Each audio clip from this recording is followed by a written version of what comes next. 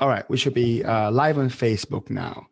So, welcome everyone to Art of Advisory. My name is Hector Garcia from Quick Bookkeeping, and I'm joined by my co-host Kirk Bowman from Art of Advisory. Hey, Kirk, how are you?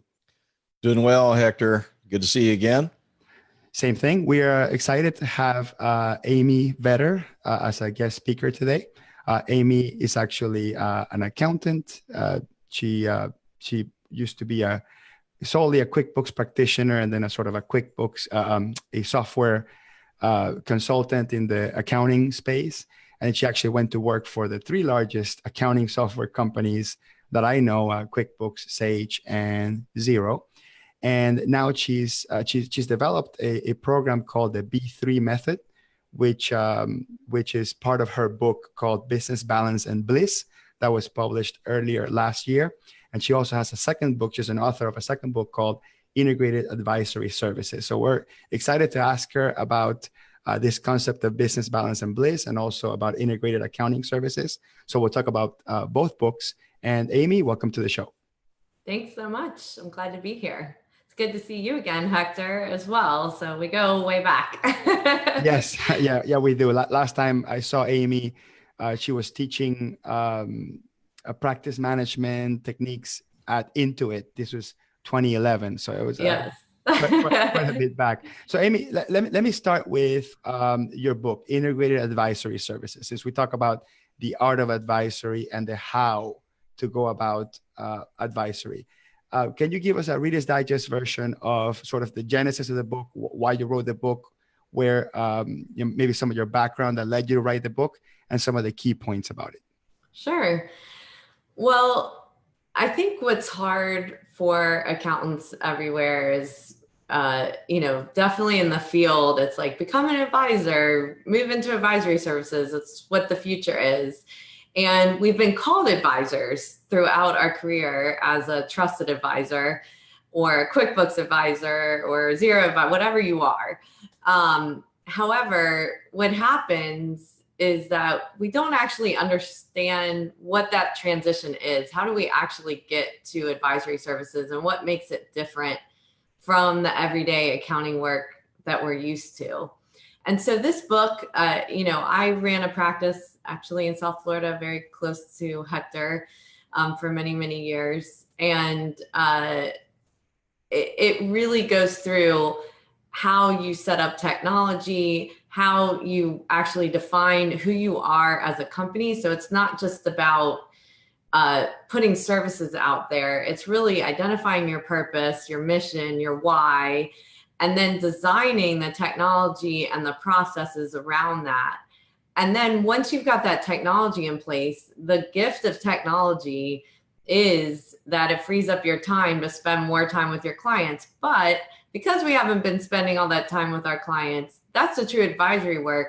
And we need to retool so that we feel comfortable in those conversations and how we get those skills to build those relationships, because those relationships are gold, and we can grow those relationships to keep growing our revenue if we put the same amount of time to the soft skills as we do to our technical skills. And Amy, I wanted to dive into one concept that's from your book, which is that right now there's so much technology being thrown at us, like new technology, and the existing technology that we're used to also changes. Mm-hmm. And then also there's like all these modules or apps, whatever you want to call it, that also gets added to it. And we spend so much time just keeping up with the technology. And I believe that a lot of us make the mistake of and not necessarily a mistake, but it's more of, where you want to go with your business, that to make the technology itself the advisory services. And then we forget what is it about the advisory services that people find most valuable. So what is it? Why does that happen? Or how can we change that paradigm? I think we get consumed with all the learning. And a lot of times what I have found, especially in our field, a lot of us are type A and we like to control everything and do everything. And we have to get to the point of trusting and delegating. so that we're spending the right time with our clients, as well as the setup of our practice and the things that we do. And what I mean by that is, even if you're a sole practitioner, you may think, well, I'm the only one to do this, but actually that's not true. You can invest in people that specialize in just technology integrations and helping you assess it and making sure everything's set up properly, how you want your reporting, and you're still spending your time with your client. You don't have to hire these people as employees, and you'll start learning it over time by working with those people as well. So, we have to actually come over to the other side of, like you said, what's the purpose? Why are we in this? And it's not about setting up tech, unless that's what our expertise is, and that's what we love to do. But if what we're trying to do is be advisors, we need to use the technology to free up our time, so we're spending more time with our clients, and then figure out how to spread the work so that we're not overwhelmed. And let me ask you some specific questions. So one of the main challenges that I've had, and I think a lot of our audience has, is we have existing clients that we do, something that most people don't call advisory work. It's accounting, regular routine work, but built in or sprinkled through the service has been giving advice. Now, some people would say you've been giving advice for free. Some people argue that the advice is what adds value to the underlying work, and that's what creates loyalty or attracts the client in the first place. And I think anyone that wants to, quote unquote, transition to advisory services is because they want to charge for it. Because again, most of us already are giving advice in one way, shape, or form, especially if we are experts in our field or if we have an area of specialty. But what are the conversation techniques? How do we make that transition to those existing clients in which we haven't traditionally labeled our work as advisory? And now we want to say, look, we're going to put this advisor hat. We want to get paid for our advice. What are some of the conversation tips, tricks, techniques, and experience that you've had that can help us with that? Well, I think especially for people that do tax returns. So, we've gone through, you might still be in an extension period, and you'll be able to come out of that in the fall. Those are the perfect times to talk about the advisory services when you're delivering the work. Now, just to back up before we get into that conversation, because I think it's really important that in my book, I talk about understanding your purpose. And a lot of times we let our business run us versus us determining what type of clients we want to work with, right? And where we feel comfortable and what excites us, right? Like if we're working with certain industries, it doesn't feel like work. And it's important we identify that for ourselves, even if we've got a bulk of clients today. But if we look across, and for example, I own a yoga studio. Health and wellness businesses to me are really, really important. And it's not just me doing their accounting. My larger purpose behind it is that I want to keep those businesses open so those customers can keep walking through those doors and be able to get the benefit of what those businesses offer, right? It's the bigger purpose behind what I do as an accountant. When I can align my business around that larger purpose, then it becomes more fulfilling with what we're doing, right? We want to spend more time in those businesses, learning what they do, how we can help them.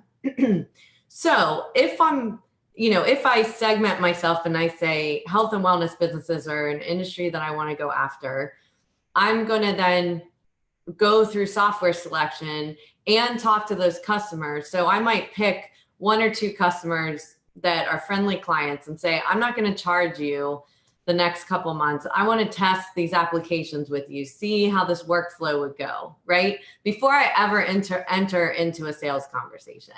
What reports would matter to you? What KPIs would matter to you that when we have those conversations, this is going to be really meaningful to pay for my services on a monthly basis. Once I start putting that together and actually hearing from the client's perspective what my value is, then I might deliver the tax return. And instead of delivering it in the way that I've always done it, maybe I run it through my accounting software or the add-ons that I've hooked up for the KPIs for that industry, and instead give them graphs and metrics to show them how their business did. Like I run that tax return through that rather than just handing them a piece of paper. And then I have a conversation with them of like, these are some things we noticed when we were doing your tax return this last year. Maybe some things we need to focus on before the year's over, right? In that conversation alone, then the client is like, wow, how could I get this advice more often? Because you just delivered something they've never had, in a normal compliance service. And then you can start opening up the conversation. Well, if you want to meet on a monthly basis or a quarterly basis, this is how it would work. These are the reports that we would go over. We would meet virtually online just like this and be able to answer any questions you're having so we can monitor to make sure you stay on track. But then you've got a bigger value proposition than just trying to say, well, now I'm offering advisory services, but not really showing the client what's in it for them. Okay, so let me see if I get that straight. So let's say you design advisory services around creating projection reports, dashboard style reports, bringing some additional insight that you don't traditionally bring. And you're saying pretty much create a mini version of that and preview it. Give them the carrot. So yeah, you just have to design the service. So there's two versions of it. There's the one that can tease it enough where it adds value, but it doesn't give it all away. And Amy, I'll ask you a quick question and then I'll switch it over to Kirk. Is there a risk on giving it that time away? Is there a risk in terms of the value? Like if the customer perceives that you were able to do that real quick at the same time that you did that traditional tax return, how is the customer going to perceive that this is something that they love this question. Okay. So we have to change our mindset. Okay. When a customer, this is where we as accountants value ourselves differently than the client actually values us. And I always use this example. When I started out in accounting, it was like the weight of the paper, like how much work I did based on like how much I printed out, right? And it was like, yes, like we got all this work done. However, in this day and age, clients are about speed. They are not about how much time it took us to get to an answer. They could hook up that software and get that data and have no idea what it means, right? Like they can pay for the software, but they don't know how it can actually impact their business like an accountant can. This is where we have to start valuing our expertise and not the calculation, right? So if a client got an answer quicker than they've ever gotten it before, and then we've explained how it can actually impact their business, there's a huge amount of value there. They're not going, well, that didn't take you 40 hours to come up with that answer. Like, wow, I really needed that answer. The value is in the answer, not the time. And we have to shift our mindset to the way the clients are shifting, because when we say, well, in our heads, well, if we're calculating this through an Excel spreadsheet and it takes us 40 hours and the client's like, I need this answer like tomorrow. We are not giving them value by taking more time to calculate the answer. So we have to remove ourselves from that thought process. And then secondly, the other part of your question was, are we giving it away? We need to look at any marketing that we do. And this would be considered marketing, right? Like that we are actually giving them something at the time of the tax return that's different than they've ever experienced before. But this is what I call in the book, becoming a cherished advisor. So I picked the word cherished because what it means is treasured. And that's something you have to earn. It's not just being an advisor. It's like your client can't imagine not having you as part of their business. Well, if you are providing those services and you're giving them that insight of what those services would be, and out of 100 clients, you get 30 new advisory clients because you did it differently, you need to look at the return on investment of that, not on, well, I didn't get 70 clients. It's like, I just upsold 30 of my clients to monthly advisory services, and I'm going to be more efficient, have less errors, be able to deliver services in a new way, we have to flip our thinking on that of like, that's the cost of any kind of marketing or business development. Of there's something you're spending money on or giving time away in order to gain a new service line or a new market or whatever your goals are. Amy, two things that you've said so far that I think really resonate with me. Number one, and I'm going to put it in my own words, time is irrelevant, which it really is. Customers don't really care about buying 1 hour or 40 hours. Doesn't really matter. It's the result that matters. And the second thing was, and I think the way you put it was essentially listen to the customer to understand your value. Yeah. In other words, if I were to paraphrase it, I would say, learn how the customer perceives value. It's the value that you help create as the professional. Yeah. And these two concepts, to me, I've lived and done this in my own software business for, gosh, over 10 years now. But when I talk to accountants, bookkeepers, and other in this industry, there is a mental block. And you mentioned the mind shift or the mindset. Either term could apply. So I'm just curious, your comment on how do we help professionals remove this mental block that they have to understanding that it's really what the customer values that's important, and that how long it takes really doesn't even matter. Well, and this is the other thing that we as a profession are not very good at is we have to ask our customer how we're doing. You know, a lot of times I'll work with firms and I'll be like, are your customers happy? They're like, yeah. Like, how do you know they're happy? They come back. Well, you go back to your dentist. Does that mean that's you're not happy? A compliment? So happy means that you become that cherished advisor, that you are the center of their business world, right? Like whenever they have an issue, they're like, I really need to talk to Hector or Kirk because they'll either know somebody or be able to point me in the right direction. So you become this person that's an integral part of their business, right? That's why it's called integrative advisory services. It's like, you're not this outside entity that they're too afraid to call because you might charge them for that 15 minutes. When you think about value billing and how that fits into advisory services, you have to look at it like an insurance plan. So some clients 1 month need more of your time and some clients another month need more of your time. You've built in a recurring subscription revenue model to help you be able to take care of the clients that need you most in each month. Certainly. And it may be on a revenue model. It may be on a project basis. That really doesn't matter. The mind shift that we're talking about is you've got to realize that what you provide to the customer has got to be bigger than what you record on a timesheet, what you can hand them on a piece of paper, what the technology integration is. Those are just all pieces of the puzzle, but you want to bring something that they perceive as more valuable. How do you know it's more valuable? You talk to them. You know, when you said we don't ask questions, I was like, oh my gosh, she gave away the secret. We're all out of the job.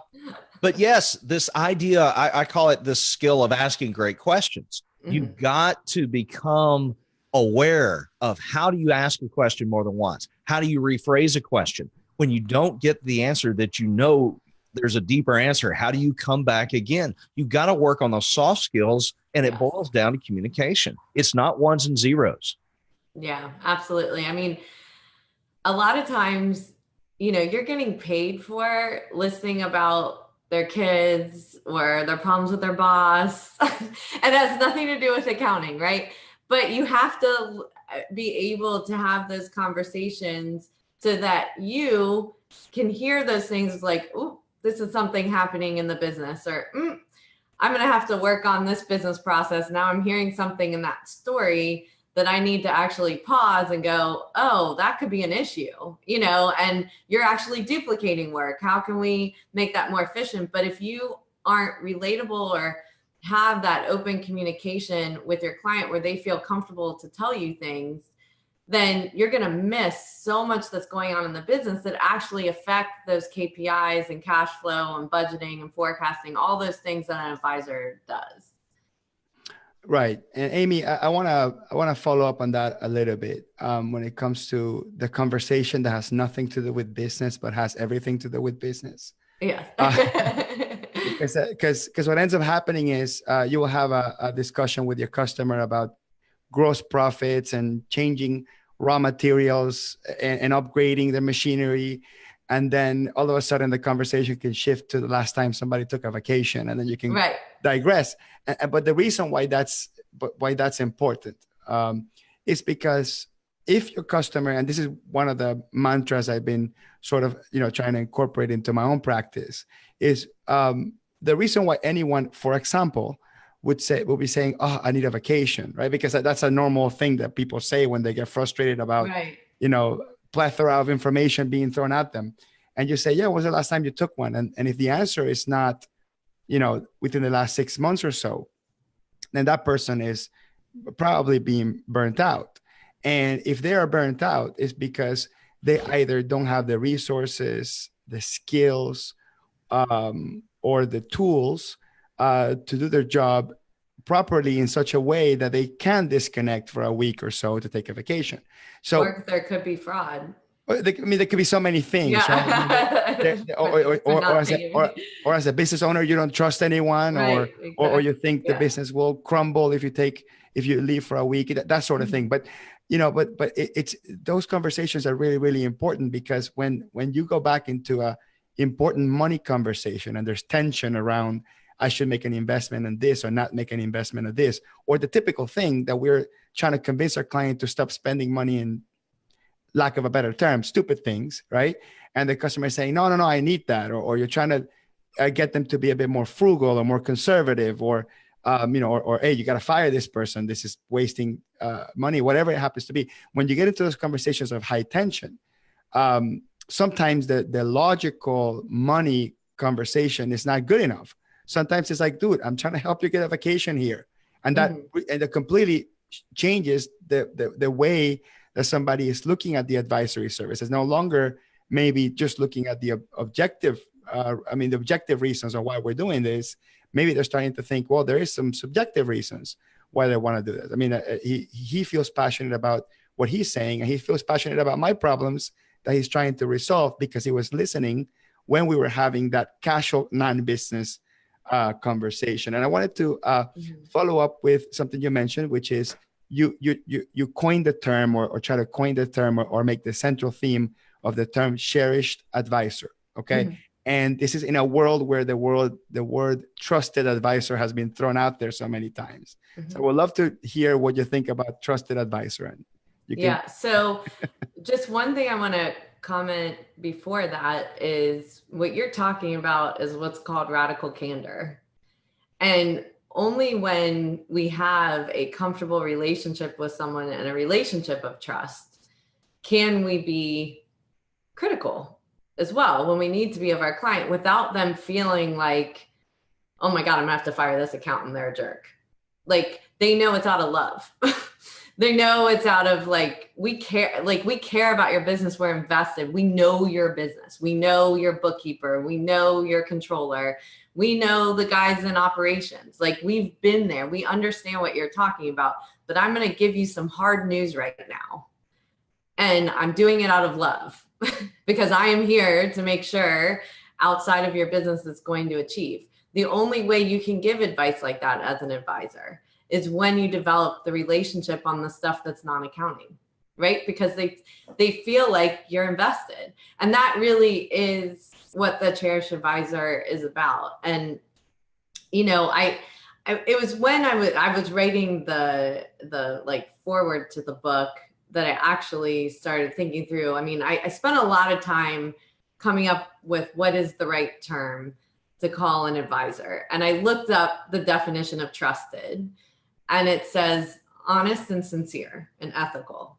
And it's like, well, that's what we should be.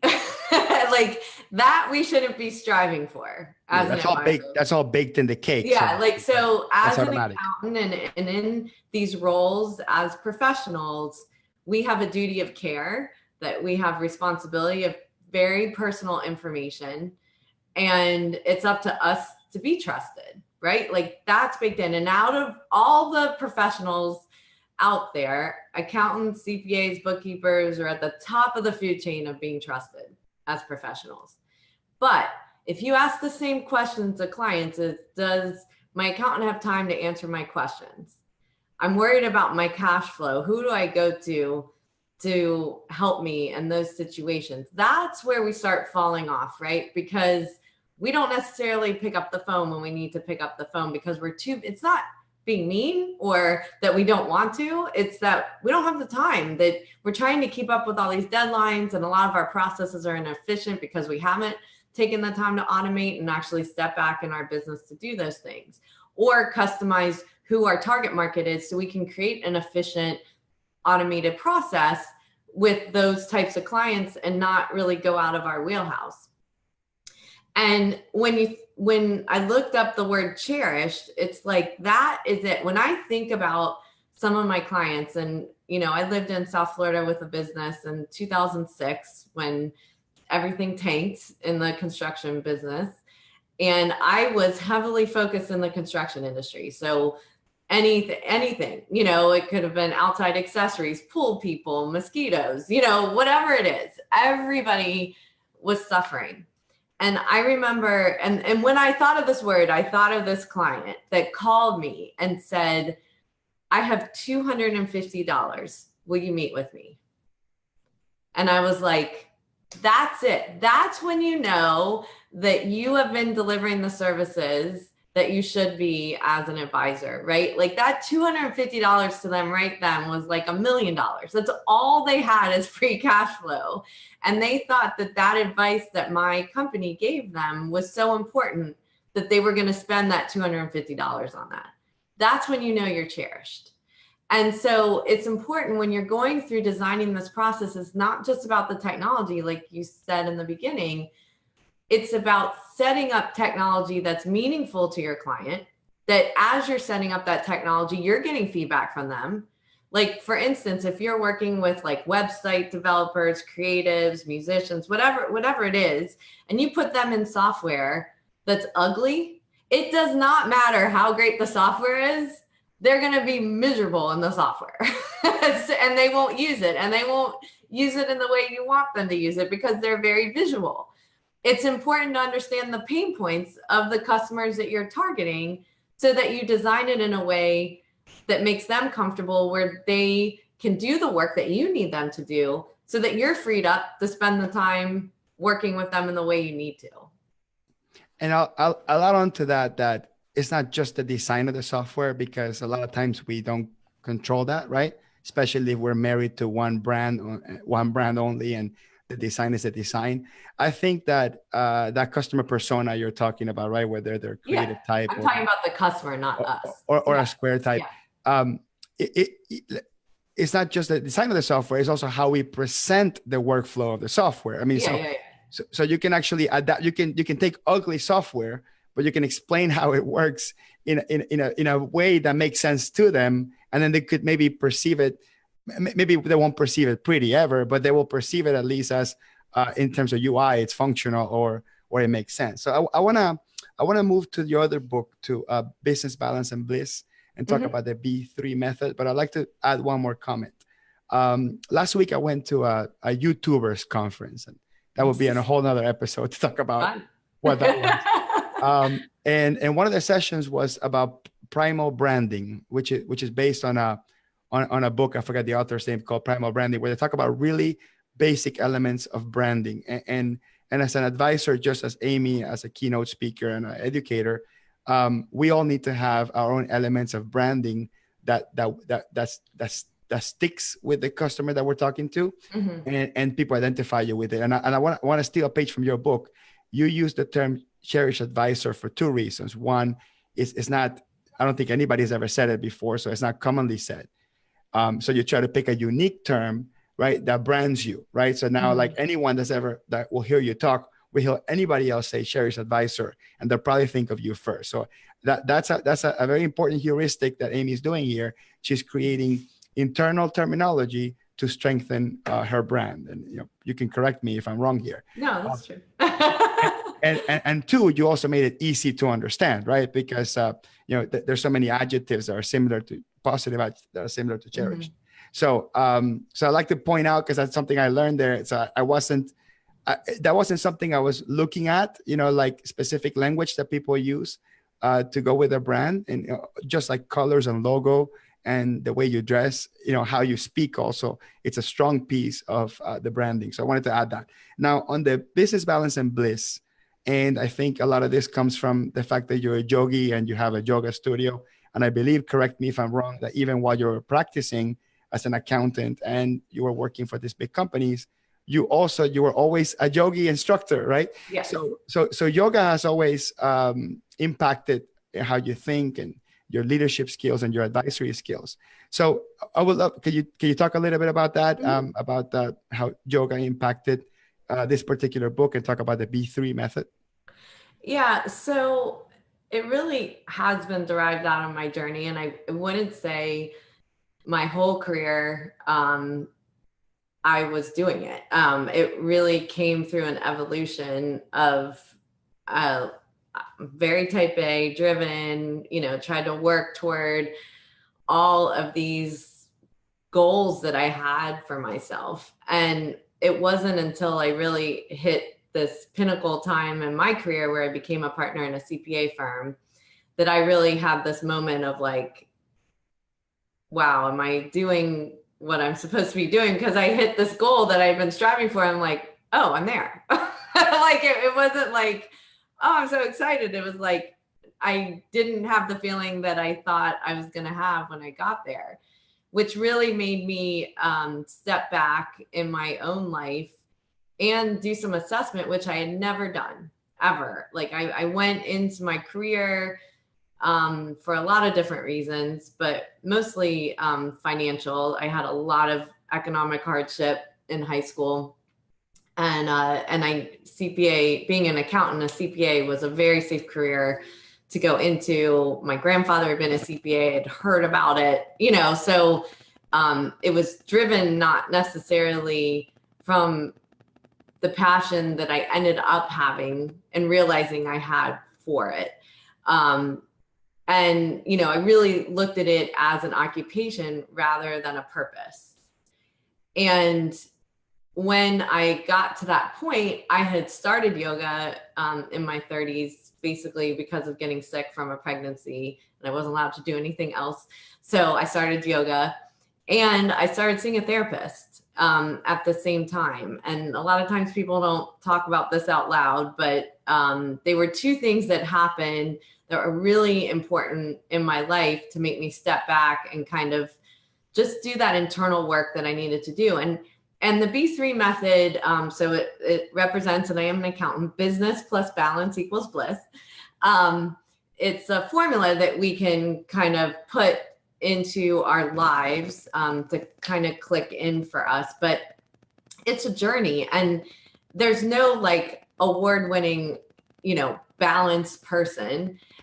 Really what it does for my life and for others that have been on the journey is that it creates awareness when you get off. And a lot of times in the accounting field, we have so many hours, we're working so many hours that we don't take time for ourselves, because when we do, we feel guilty because we're working so much. We're like, oh, we should be home with the family or doing something else. And then we don't take the time we need to actually work on our inner selves. And as we become adults, we start letting those things go. And the methodology is really built around making sure we're better at time management and delving into our inner passions and talents and setting aside a time for that. Because when we don't set aside time for ourselves, we actually are not as good for our clients, for our staff, for our coworkers, and for our family, because we haven't reset ourselves. So we take stress into every situation, and that just keeps building and building and building. So this book is really to help. It's a self-assessment book to really help people go on this journey. I do a keynote talk on it as well. And then I'm launching in a few weeks what's called the B3 Method Institute, where people will be able to subscribe and on a weekly basis get like 5 to 10 minute lessons that they can incorporate into their week, and then try just one thing that week every single day, so that you can see how it feels in your life and if it makes any kind of shift for you. Because we have all these natural tools within us to be able to create more mindfulness in our day, to create more peace in our interactions with other people and compassion for what somebody else is going through as well when we come in with our own issues. And how do we merge that together so we create what I call bliss? And in yoga, that's the Sanskrit word is Satchitananda, which is really the nature of your soul, right? Like it is that you're self-aware, that you exist, and that you're not forgetting about yourself and all this craziness of what goes on in our world. Amy, one of the things that we love to ask each of our guests as we get toward the end of our time is kind of something that would give you a chance to kind of reflect back on your career, because the whole point, well, not the whole point, but one of the things that as advisors that we do is we give advice, right? And so it would make sense that we would ask you, well, what's the best advice you've ever been given? Just do it. So basically you went to the ad meeting for Nike. Yeah, no. You wrote it down. No, I'm joking. So, we put up so many barriers of just trying something, right? And actually this happened as part of my business balance bliss journey. I was a painter when I was in high school and I loved painting. And so when I was kind of going through this journey myself, I was like, I want to get back to painting. It just felt really good. Should I go back to school? What do I need to do? And so forth. So my husband and I ended up on this art cruise where the painter, it was an auction of paintings, and the artists were there speaking about their paintings. And one of the artists, I was like, oh my gosh, everything he said, I totally identified with. So he then, afterward, I'm like, can I speak to you? And he's like, yeah. And I'm like, so I'm thinking about that. I need to, I want to start painting again. I really miss it. Do I need to go back to school? Like, what do I need to do? And he's like, here's what you do. You get in your car, you drive to Michael's, you buy paints and a canvas board and go home and paint. And this is like such a simple example, but this is where business balance and bliss comes into your real life, right? You see, when you try things in your personal life and you see what barriers you put up for yourself mentally, you do the same things at work. So when you're trying to dive into advisory services or new technology, do you put up that barriers? Well, I need to take this class first. I need to, talk to this person. Actually, all of our learning is just by doing it. We fail as we go through things, and we can't be afraid of that because we learn from the process. And we get better and better. Advisory, that is how we get better, is through the experiences and just doing it. And that's what I tell, it's interesting. You talk about soft skills, and that's what I spend most of my time teaching people to do. It's amazing to me. And the advice you just gave would really be a great way for me to turn a 50-minute session into a 5-second session. Exactly. Do it. Right. But we need some confidence and we feel like we need some structure to go into it. But whatever it is, getting out and having some experience. And if that experience is successful, great. If it's not successful, okay. And but guess what? Just because it wasn't successful doesn't mean there wasn't something positive that came out of it. Just because you can't, quote, put it in the win column doesn't mean that there's no value to it. How does a coach, and I'm a big SEC football fan, and that's no secret on this show. So all right, you lose me with football analogies. So I lose. How does he, he's got 2 great quarterbacks and he starts one for 3 games. How does he learn to start the other one? Well, after 3 games and 6 interceptions, yeah, he made some mistakes. So he starts the other one and then he wins out the next 5 games. It might be that type of scenario. And it's okay to do that. Sports analogies translate to business well. Why? Because in sports, it's again, you've got a win-loss column. You can track it. Okay, what helped us win? Why did we lose? Right? Same thing in business. We may not track wins and losses, but what is successful and what's failure, and what are the things that move us in one direction or the other? Yes. And sitting still never won anything. Yes. So Amy, we'll wrap things up here. Are there any last? Is there one key advice that you tend to give to most professional advisors or accountants? Is there one generic advice you would like to add?